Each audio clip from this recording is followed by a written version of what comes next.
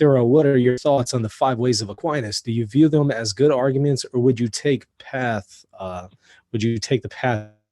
like Jay Dyer does? I'm sorry, would I take the what?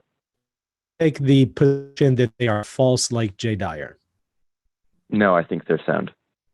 Yeah. So you would be in favor of them, no problem with the metaphysics behind them.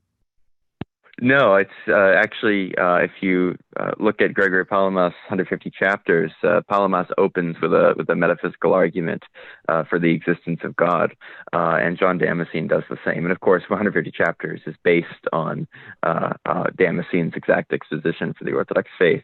The key thing, I think, is to recognize that the word energy means actuality. And so if we're seeking to demonstrate the existence of a being who is infinitely actual, then insofar as the arguments demonstrate that, they're perfectly sound arguments, and I don't see a problem with them. I don't think that the arguments require you to interpret divine simplicity in the way that Aquinas does, where, as I understand him, all of God's properties are ultimately identical with one another, and that distinctions are merely virtual.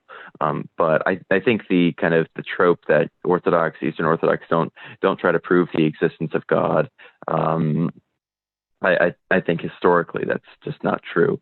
And I think it's interesting that I've not heard Jay Dyer talk about this, so I don't know what he says or what his arguments for this are.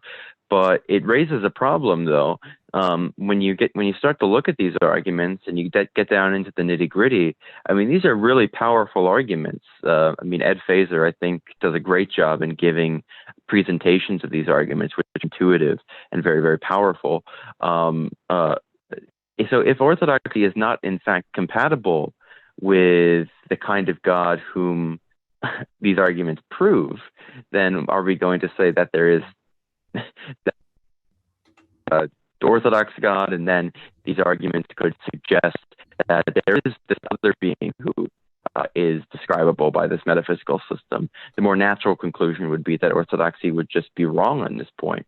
And so I think if an Orthodox person wants to give a serious argument that these metaphysical arguments are not sound or are not compatible with orthodoxy, that needs to be paired with an actual critique of the logic of the arguments, because to me they seem quite intuitive and very powerful.